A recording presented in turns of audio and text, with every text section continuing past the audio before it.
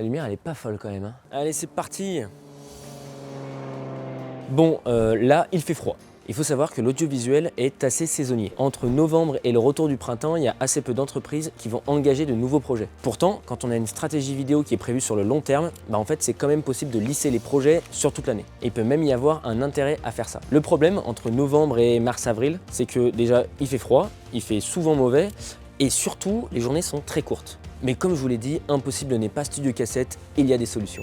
Déjà, si on est un peu pressé et qu'on veut absolument faire le projet tout de suite, on peut toujours organiser le tournage, mais en optimisant les journées. Par exemple, tout au long de la journée, quand il fait plus sombre, donc le matin et le soir, on peut tourner des plans en intérieur, et en milieu de journée, quand le soleil est au plus haut, on peut tourner les plans en extérieur. Attention, quand je dis en intérieur, il ne faut pas que ce soit des plans où on voit les fenêtres, sinon ça marche pas, on va voir qu'il fait nuit. D'ailleurs, un exemple très concret, au moment même où vous êtes en train de voir cette vidéo, je suis normalement sur la route pour aller en Allemagne pour un tournage de 3 jours. Et en l'occurrence, on a organisé toutes les journées de tournage pour tourner en intérieur dans une usine, donc il n'y a pas de soleil, on ne voit pas l'extérieur, le matin et le soir, et les plans qu'on doit faire à l'extérieur, ça sera au milieu de la journée. Mais la deuxième solution à tout ça, c'est aussi qu'il faut parfois attendre. No, God!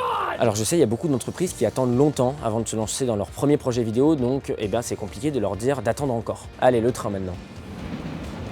On aura eu tous les modes de transport en fait en une vidéo.